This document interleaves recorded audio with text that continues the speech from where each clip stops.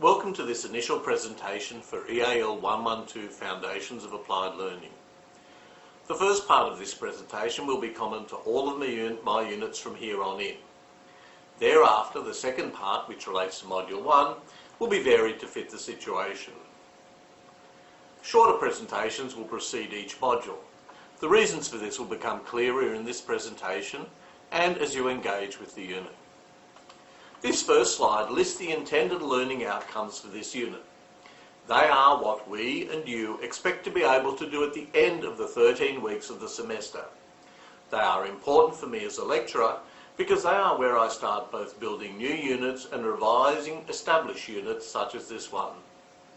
Before anything, I need to decide the unit objectives and review their place in the wider course plan.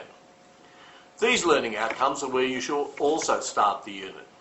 I've been concerned in the past that some students go heading into the content or the assessment task without really having a good idea of what they're really doing in the unit itself.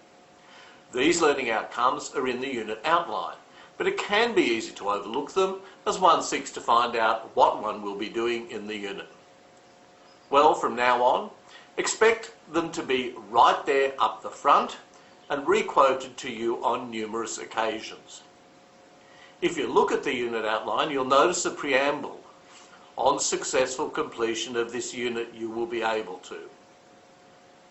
Furthermore, each learning outcome is in the form of a verb, and in the applied learning units, these will be verbs of implementation rather than just the restating of knowledge.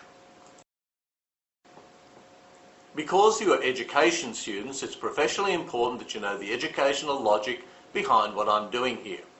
The term constructive alignment was developed by John Biggs, a Tasmanian and a UTAS graduate.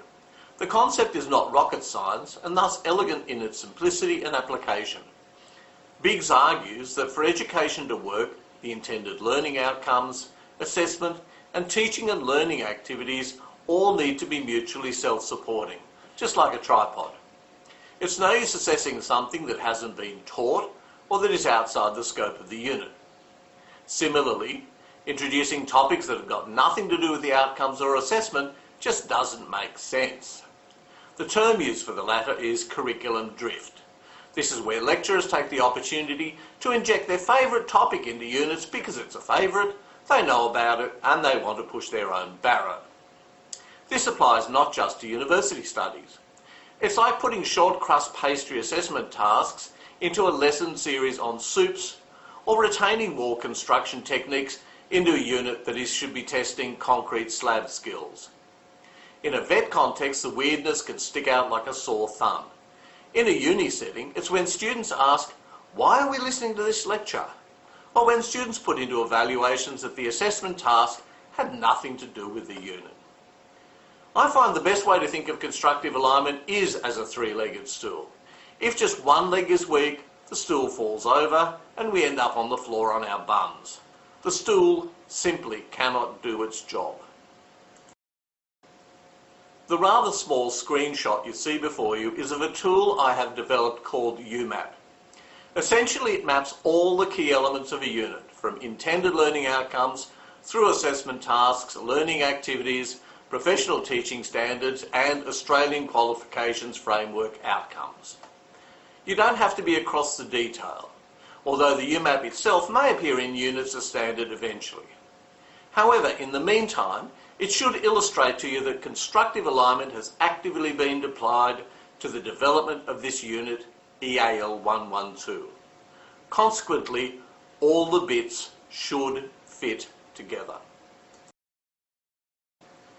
In a highly abbreviated format, this slide shows that learning outcomes 1, 2, 3 and 5 are assessed through your explanation of your understanding of the applied learning principles, and that the development of that understanding is fostered by the Module 1 teaching and learning activities, in this case the Applied Learning Theory Wiki.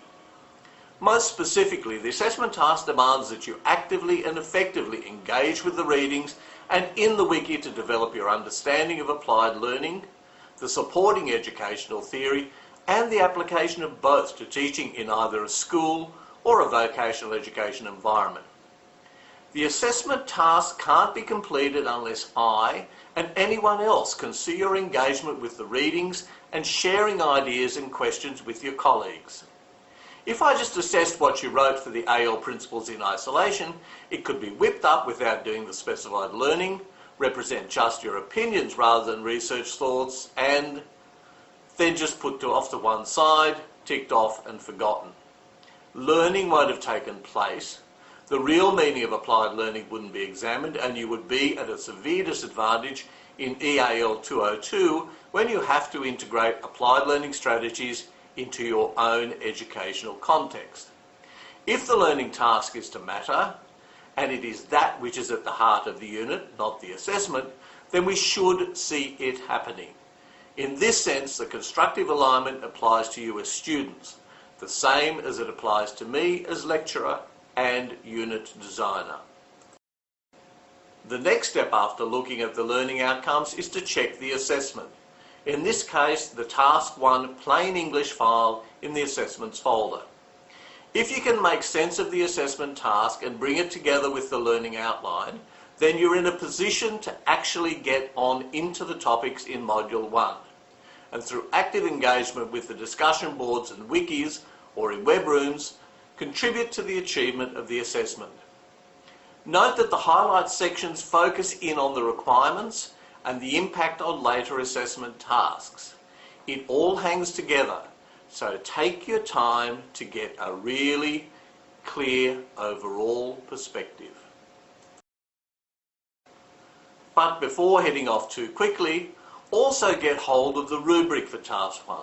Get familiar with it and keep it by you as you progress through the learning activities and start orienting towards the assessment. The assessment criteria align with the unit intended learning outcomes, whilst the descriptors in the rubric link in the learning activities. As the slide says, what you need to do is know the outcomes, understand and take ownership of the assessment, and engage with the learning activities to construct your learning. What we're aiming for is, in fact, to make two three-legged stools, yours and mine, and have them both come out looking essentially the same.